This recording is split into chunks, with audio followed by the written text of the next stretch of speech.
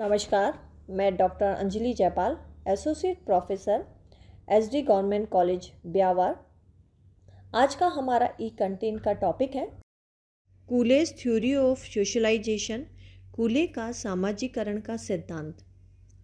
American समाजशास्त्री कूले ने अपनी पुस्तक human nature and the social order में अपने सामाजिकरण संबंधी सिद्धांत को प्रस्तुत किया था। उनका सिद्धांत आत्म दर्पण दर्शन सिद्धांत, जिसे हम लुकिंग ग्लास सेल्फ थ्योरी के नाम से जानते हैं। कूले ने अपने सिद्धांत का प्रतिपादन व्यक्ति और समाज के संबंधों को स्पष्ट करने के संदर्भ में किया था। उनका यह मानना है कि समाज के संपर्क में आने पर ही व्यक्तित्व में आत्म का विकास होता है, जिसे हम कहते हैं स्वयं। व्यक्ति में आत्म का या सेल्फ का विकास होता है। समाज व्यक्ति के लिए एक दर्पण का कार्य करता है, अर्थात एक ग्लास का कार्य करता है, और वह उसमें अपनी छवि को देखता है और समाज के लोग उसके बारे में क्या कहते हैं, उसी आधार पर वह अपने बारे में धारणा बनाता है। फॉर एग्जाम्पल, जिस प्रकार से हम रोज आईना देखते हैं और आईना देखकर यह ज्ञान प्राप्त करते हैं कि यह पोशाक पहनने से हम कैसे लगते हैं, यह रंग हम पर कैसे जचता है, हमारे बाल ठीक से बने हैं या नहीं हैं, हमने मेकअप कैसा करा है आदि। कुल मिलाकर हम अपने आप को उस आईने में देखते हैं और अपने बारे में ज्ञान प्राप्त करते हैं। उसी प्रकार से बालक भी समाज रूपी आईने में अपने आप को देखता है। समाज रूपी आईने में अपने आप को देखकर हम समाज के लोग अपने बारे में क्या कहते हैं, उसी आधार पर स्वयं के बारे में एक राय बना लेते हैं। इसी राय के आधार पर उसमें हीन भावना आती है या श्रेष्ठता का भाव पैदा होता है। अर्थात जब वह समाज रूपी आईने में देखता है तो वह यह देखता है कि लोग उसके बारे में क्या सोच रहे हैं, उसे अच्छा समझ रहे हैं, उसे बुरा समझ रहे हैं। जब वह यह देखता है तो उनके आधार पर ही वह अपने बारे में भी एक राय बना लेता है, और अपने बारे में राय बना के जब वह स्वयं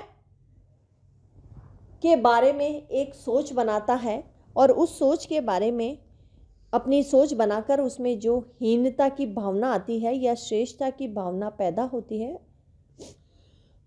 उसे ही सामाजिकरण कहा। कूले ने आत्म दर्पण दर्शन प्रक्रिया की 3 प्रमुख बातें बताई हैं या 3 चरण बताए हैं। पहला है, जब व्यक्ति समाज रूपी आईने में अपने आप को देखता है तो सबसे पहली बात है कि व्यक्ति यह सोचता है कि दूसरे उसके बारे में क्या सोचते हैं। अर्थात पहली बात कि लोग उसके बारे में क्या सोचते हैं। दूसरी बात है कि दूसरों के निर्णय के आधार पर वह स्वयं अपने बारे में एक सोच बनाता है। तीसरी बात है, मैं अपने बारे में सोचकर अपने को कैसा मानता है, अर्थात वह अपने आप में गर्व अनुभव करता है या शर्म या ग्लानि महसूस करता है।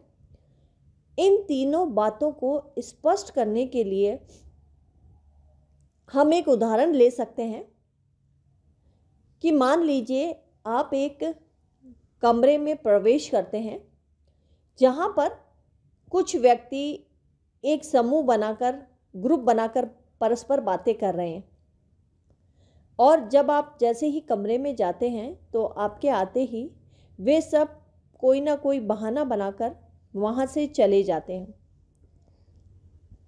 अर्थात आप पर कोई ध्यान नहीं देता है। और ऐसा कई बार होता है।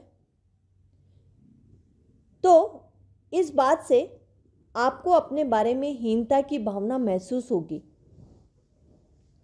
इसके बिल्कुल ठीक उल्टा, यदि आपके कमरे में प्रवेश करने के बाद सभी व्यक्ति आपको घेर लेते हैं या हम कह सकते हैं कि आपसे चर्चा करना चाहते हैं, तो इस बात से आपको गर्व महसूस होता है।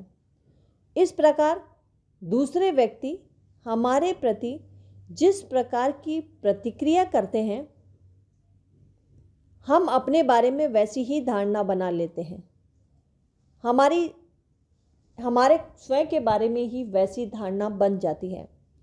इस प्रकार कूले के अनुसार व्यक्ति का दूसरों के साथ संपर्क होने से ही स्वयं का निर्माण होता है या हमारे आत्म का निर्माण होता है, जो कि एक सामाजिकरण का प्रमुख आधार है। स्वयं के निर्माण के आधार पर ही व्यक्ति अपना मूल्यांकन करता है और वह अपने को हीन या श्रेष्ठ समझता है और हमारे सामाजिकरण की दिशा तय करता है। अर्थात व्यक्ति समाज का ही प्रतिबिंब है। कुल मिलाकर समाज रूपी दर्पण में व्यक्ति अपने आप को देखता है। वह सोचता है कि लोग उसके बारे में क्या सोचते हैं। दूसरी बात, जो लोग सोचते हैं उनके आधार पर वह स्वयं अपने बारे में क्या सोचता है। और तीसरी बात, उसमें अपने लिए गर्व अनुभव होता है या ग्लानि। इन तीनों चीज़ों के आधार पर व्यक्ति में स्वयं का निर्माण होता है। उसे अपने बारे में जो सोच बनानी है या बना ली है, वही आत्म या स्वयं कहलाता है। और अपने बारे में जब व्यक्ति स्वयं सीख जाता है तो वही प्रक्रिया, यही प्रोसेस सामाजिकरण कहलाती है। तो यह था कूले का सिद्धांत, जिसे हम कहते हैं लुकिंग ग्लास सेल्फ थ्योरी। धन्यवाद।